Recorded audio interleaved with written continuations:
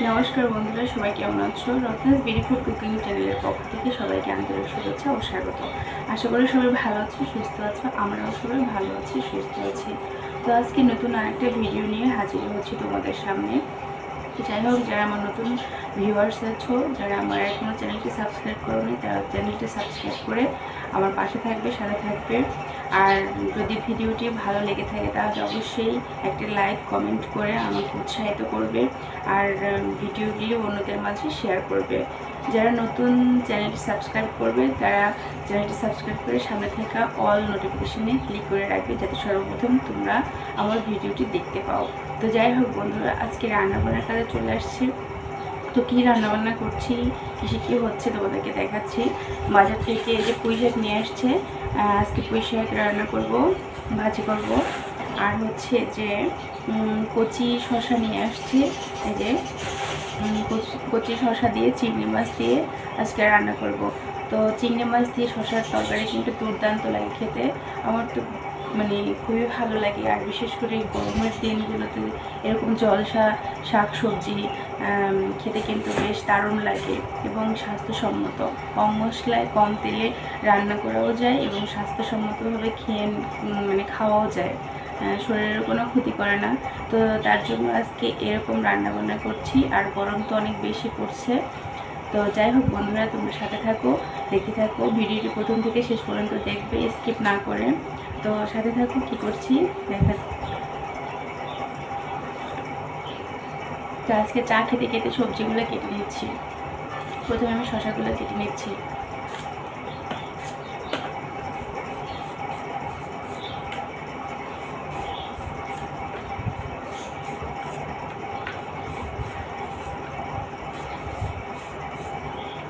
Continue video করতে পারছি না, শরীরটা খুব খারাপ যাচ্ছে।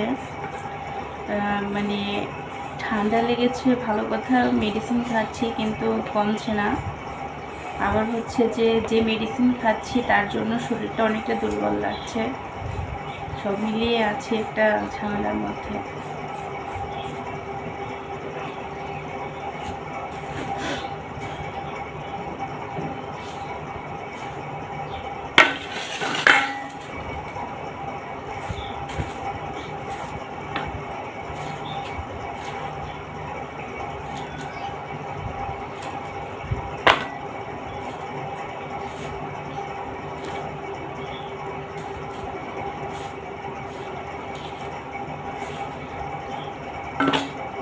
বন্ধুরা, শসার তরকারি এভাবে তোমরা খাও কি না জানি না, তবে আমরা প্রায় এভাবে কচি শসার তরকারি চিংড়ি মাছ দিয়ে খেয়ে থাকি।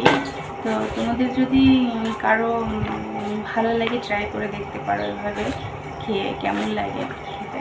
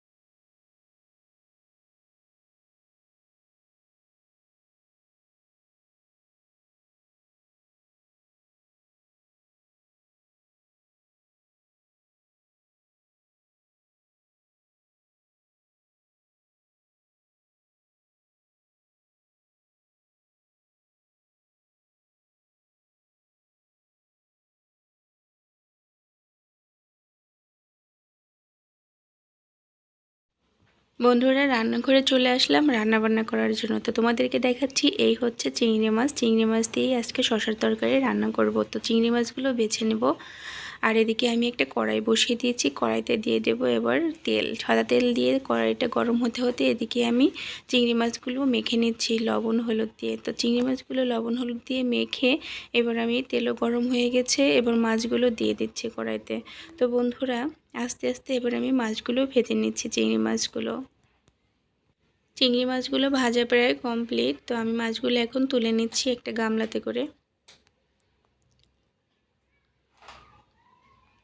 তো মাছগুলো এবার উঠিয়ে নিলাম। এবার আমি কড়াইতে দিয়ে দিচ্ছি জিরা ফোড়ন, জিরা আর একটু রাঁধুনি ফোড়ন দিয়ে এর মধ্যে দিয়ে দিচ্ছি কাঁচা লঙ্কা চেরা দিয়ে একটু নাড়াচাড়া করে আমি এর মধ্যে দিয়ে দিচ্ছি কেটে রাখা শসাগুলো। তো শসাগুলো দিয়ে এবার আবার ভালো করে একটু নাড়াচাড়া করে এর মধ্যে দিয়ে দিচ্ছি হলুদ গুঁড়ো, স্বাদ মতো লবণ দিয়ে এবার নাড়াচাড়া করে একটু কষিয়ে আমি এর মধ্যে দিয়ে দেব জল। তো আগে একটু ভালো মতো কষিয়ে নিচ্ছি।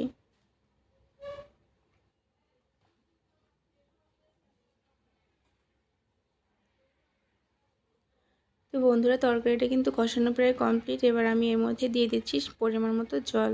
তো আমি জল বেশি দিব না, কারণ এটা এমনিতেই জলসা তরকারি, তো সেক্ষেত্রে জল দিলে আরও বেশি দেখা গেছে জল বের হতে পারে। তো সে কারণে আমি অল্প পরিমাণে জল দিয়ে একটু ঢাকনা দিয়ে ঢেকে রাখছি। সিদ্ধ হওয়া পর্যন্ত আমি এদিকে অন্য একটা কড়াই বসিয়ে দিয়েছি। তো এখানে তেল দিয়ে দিলাম আর দিয়ে দিলাম কালো জিরা ফোড়নে দিয়ে এর মধ্যে দিয়ে দিচ্ছি কাঁচা লঙ্কা আর কুচানো পেঁয়াজ দিয়ে এবার একটু পেঁয়াজটা ভাজা ভাজা করে নিচ্ছি। তো এর মধ্যে দিয়ে দেব সামান্য পরিমাণে হলুদ গুঁড়ো আর দিয়ে দিচ্ছি স্বাদ মতো লবণ দিয়ে পেঁয়াজটা একটু ভাজা ভাজা করে নিচ্ছি। ভাজা ভাজা করে এর মধ্যে আমি এবার দিয়ে দেব ভাপিয়ে রাখা পুঁই শাকগুলো দিয়ে এবার আমি সুন্দর করে নাড়াচাড়া করে ভেজে নিব। পুঁই শাকটা কিন্তু খুবই টাটকা ছিল, দেশি, আর দেখতে অনেকটা ভালো লাগছিল। জানি হয়তো বা রান্না করলেও বেশ ভালোই লাগবে। তো বন্ধুরা এদিকে আমি এই যে শাকগুলোও সুন্দর আস্তে আস্তে ভেজে নিচ্ছি। কালারটা তো দেখতে সেই লাগছে, মনে হচ্ছে এখনই কিছু খাই।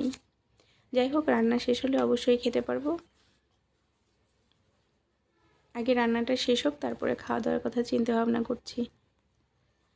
তো যাই হোক বন্ধুরা, এদিকে আমার এই যে তরকারিটাও কিন্তু রান্না প্রায় কমপ্লিট হয়ে আসছে। এদিকে তরকারিগুলো সিদ্ধ হয়ে গেছে, একটু নাড়াচাড়া করে নিচ্ছি। নাড়াচাড়া করে আমি এর মধ্যে এবার দিয়ে দেব ভেজে রাখা চিংড়ি মাছগুলো দিয়ে আবার একটু নাড়াচাড়া করে নিচ্ছি।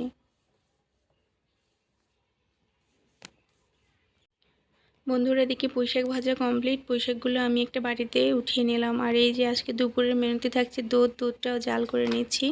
তো বন্ধুরা দেখো এদিকে তরকারিটা কতটা সুন্দর হয়েছে দেখতে। খুব একটা মশলা না, হালকা মশলায় আমি আজকে রান্নাটা কমপ্লিট করলাম। তো যাই হোক, রান্নাটা কমপ্লিট, আমি এবার তরকারিগুলো উঠিয়ে নিচ্ছি। তো দেখো এটাই হচ্ছে আজকে রান্নার ফাইনাল লুক। তো গরমে এরকম টাটকা সবজি দিয়ে চিংড়ি মাছ দিয়ে রান্না করে খেয়ে দেখো, শসার তরকারি বেশ মজা লাগবে। আর এদিকে দেখো দুপুরের পরপরই শুরু হয়ে গেছে ঝুম বৃষ্টি। তো আমার তো বৃষ্টিতে ভিজতে মন চাচ্ছিল, কিন্তু অনেকটা ঠান্ডা লেগে গেছে, যে কারণে আর বৃষ্টিতে ভিজতে পারছি না, কিন্তু বৃষ্টিটা উপভোগ করছি। বন্ধুরা তোমরাও সবাই বৃষ্টি উপভোগ করো। আর সবাই আজকের মতো ভালো থাকো, সুস্থ থাকো। দেখা হচ্ছে নেক্সট ভিডিওতে।